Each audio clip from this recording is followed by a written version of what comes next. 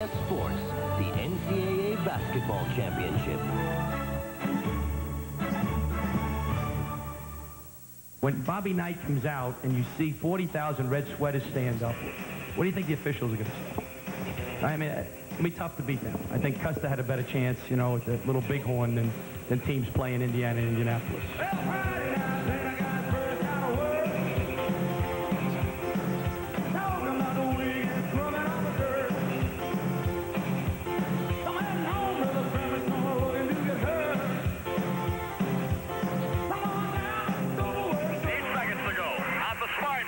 Jump shot in the air, gone! The Hoosiers have won the national championship!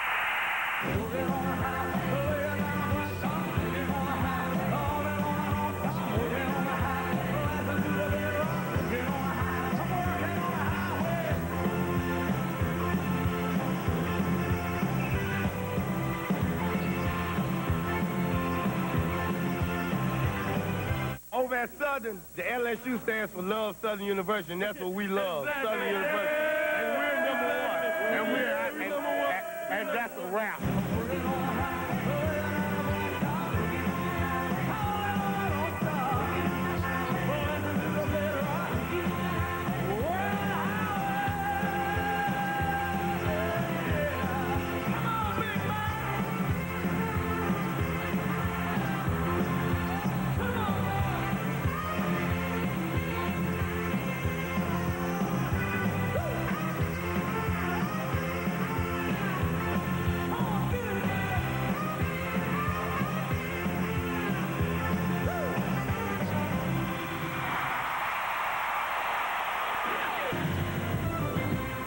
We're working on the highway, and by day's end, we'll have cut the field of 64 down to this year's Sweet 16. Hi, everybody. I'm Jim Nance, along with my fellow road warriors, Coach Bill Raftery and Mike. Gee, I wish I could redo my brackets, Francesa. You know, that is cool. You know, pass me a bracket. We're going to give him a renaissance, a rebirth. Hey, make it two, okay? How was your birthday yesterday? The only thing that got unwrapped was me. All right, guys, coming up today, a triple header featuring 8 more second-round games. Some of you will start in Indianapolis at the Hoosier Dome, where Xavier will challenge the top seed in the Midwest, Indiana. The go-to guy for the Musketeers is 6'8" center Brian Grant. He poured in 20 points in the first-round win over New Orleans. The Hoosiers feature Calbert Cheney, the 6'7" forward who scored 29 points in Friday night's rout of Wright State. Now, the rest of the country will start its day up in Syracuse, New York, where Virginia takes on Massachusetts. Corey Alexander, the 6'1" guard, is the glue that holds together the Cavaliers. He had 27 points in the opener against Manhattan. For the Minutemen, Harper Williams, a 6'7" forward, is the team leader. 10 points, 10 rebounds, helped UMass advance past Pennsylvania. And when we come back, we'll talk live with the new kids on the block from California who have denied Duke its dream of a three-peat. Stay with us on the road to the Final Four. Cal, but I don't think they've got a prayer of beating Duke. Who said that? Hurley from the corner. No. The three-peat is about over. Hurley, no.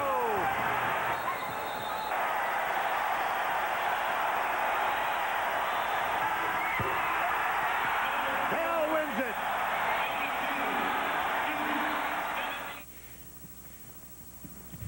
it. In all this stuff where people talk about college sports and things being bad, you have no... I want to whack everybody who says that. College sports are great. An emotional Mike Krzyzewski, the depth of his love for Hurley and Thomas Hill, who graduated, finished their careers last night.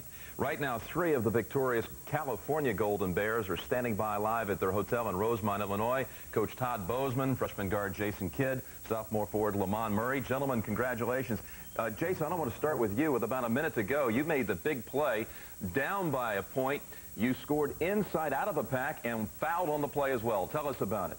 Well, it was just a reaction play where I wanted to get the ball up on the glass, and it went in for me, and I guess I was kind of lucky, and I got fouled at the same time. So I think that was the spurt, that the shot that really stopped Duke's run.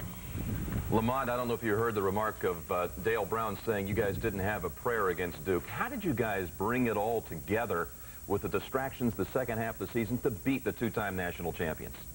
Well, we use that as a positive type of energy for us, and everybody saying we couldn't do this, couldn't do that, make it to the NCAA tournament, and nobody thought we could beat Duke, and that's what we use it as positive energy and just beat them. You know, Todd, you went to the zone at the end of the game. You had played a lot of man-to-man. It turned out to be a great move. Why did you do it? Well, because they were kind of isolating Grant. And we've been through that situation before early in the year against Washington State, where they tried to isolate a guy, and they came back and they ended up beating us. So I didn't want to give them that chance to do that again. So that's why I went to the zone, just to kind of slow them up a little bit.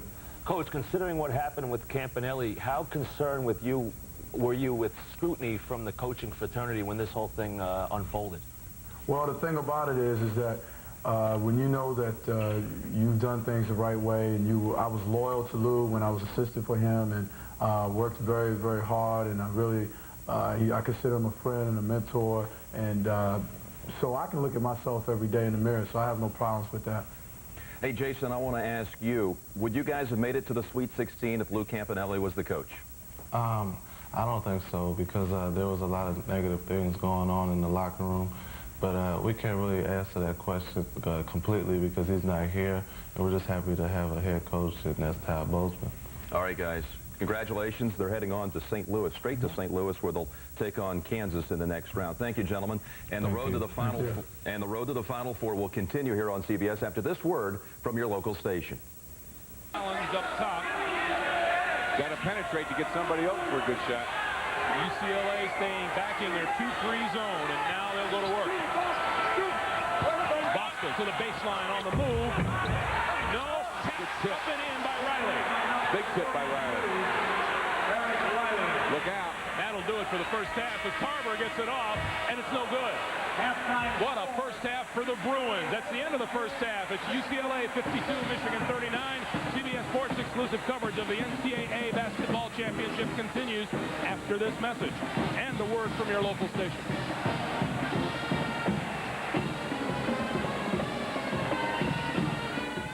CBS Sports exclusive coverage of the second round of the NCAA Basketball Championship is sponsored by Burger King, where you can get it your way right away at Burger King now.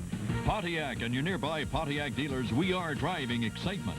And by Mita, the maker of reliable copiers and plain paper fax machines that increase business productivity. Securities at the hash. Sponsored by Prudential Securities. The most important thing we earn is your trust. And welcome. This is Prudential Securities at the half. Jim Nance along with Mike Francesa and Bill Raftery. 2 halftimes in right now, but the story is UCLA. How about it, Raf? How about Michigan? 3 years ago, their Waterloo in 1990 against Loyola Marymount in the second round. Just outstanding defense by UCLA. Great team speed as well, something we've seen. And Michigan not playing great defense. UCLA pushing the ball, beating them up the floor. Banyan having a good game. Tarver having a good game. Right now, UCLA, that speed being a big factor. Attitude game. This is an attitude. We'll find out in the second half. Let's show some highlights from the first half, that 13-point Bruin lead. The comeback kids, that's what they say at UCLA. Never say die. Now it'll be Michigan's turn to try to make a comeback. Here's a break, Mike. Eddie O'Banion for the layup right there. He had a very big first half, 17 points. Look at Sean Tarver now. Outstanding. Great speed. Talking of team speed, is one of the better clubs in the country. And this play really typified that stretch in the first half, Raf. Lead, anticipate, and finish. Put it away. So a 13-point lead for UCLA at halftime. Now the other game that's at the half, Utah and Kentucky. It's been Kentucky from the start. Usually outside, Mike, but inside they go to Rodney Dent. 10 inside. Mashburn's been a force, 16 points. It's really been their defense that has been a big factor. They've held Utah to under 33% in the first half. So it's 39-20 there in Nashville. Now the 6 finals from today. Wake Forest over Iowa. A close game throughout. The Demon Deacons, well, they started to surf through the last 2 minutes, I guess you could say. Raph, look at some of the action here with A.C. Earl. Not bad early on. Very important player for them, but this is just a good, strong inside play. Rodney Rogers. Really went back and forth, Mike. Here's Randolph Childress. Rogers had 33. Childress, 23. Those were the 2 big guns today. Childress setting them up 33 and 10, like I said. Bracket now in Charlotte for Thursday and Saturday. 2 ACC teams on hand there, Mike. 4 in the tournament in total, Jimmy, but they can't only get 2 to the Final Four because 2 of them are each in each region. Isn't that something? Yep. Okay, now about an hour ago, Southern fell to George Washington 90-80. The Colonials, perhaps the last team even to make it into the tournament. They were an at-large 12th seed. Now they win their first 2 games ever in the NCAA tournament. Look at that move. And you see Yinkadare with the stuff. You like that name? Yeah, I do. I think Southern's problem, not getting enough shots. They averaged 93, only getting 67. Bench was terrific for GW. Hammonds from the outside, and now look at the save. Brigham. Back to Searles. George Washington wins by 10. Sonny Holland had 19 points. Now here's a look at Seattle. The winner of Michigan UCLA will play GW. Vanderbilt and Temple all set. What do you think, Mike? Vandy's shooting against Temple's matchup zone, and we all thought Yinkadare maybe against Michigan. Not so soon. Huh? How about UCLA? I think that's the real surprise. We've seen a few during the weekend. I'm telling you. I'll tell you one game that was no match at all. New Mexico State and Cincinnati.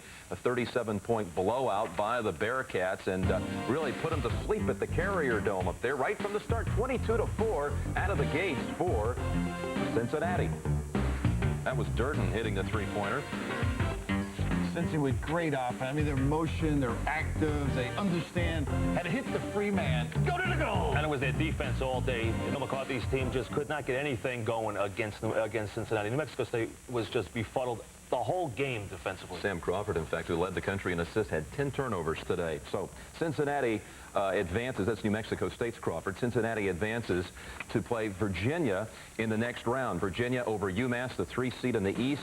71-56, John Calipari's team. What was the story here, Mike? I thought it was Virginia's defense for most of the game. They were consistent offensively, but really I thought defensively is where they really made it happen. UMass came back second half, though, cut a 19-point lead to 3. As you see here, Mike Williams had a couple of big threes, but Virginia took over late, Rob. Jammed it down defensively, and in the open floor were extraordinary. Very confident team. That was Corey Alexander from the outside. Here's a look now at the Meadowlands and the East. Here's the other bracket, Mike, with the 2 ACC teams. Virginia, Cincy, good defensive matchup. Carolina, Arkansas, they'll go up and down the floor. The power inside might be enough for UNC, but it won't be easy. All right. You know, UMass has never beaten an ACC team now in its school history, 0-7.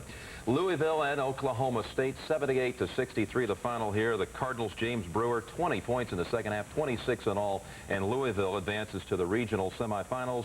Next up, they'll meet Indiana, 73-70 over Xavier in this one. Calbert Cheney had 23. Here's Pete Gillen, the coach of the Musketeers. Yeah, it is Indiana's great defense. I mean, they showed today they can step up big. Knight and Crum there, and of course Jason Kidd, a heck of a story for Cal. Louisville back into the Sweet 16 for the first time since 1989. And we'll continue here on the road to the Final Four here on CBS in just a moment. Stay with us. CBS Sports presents Prudential Securities at the Hash. Sponsored by Prudential Securities. The most important thing we earn is your trust.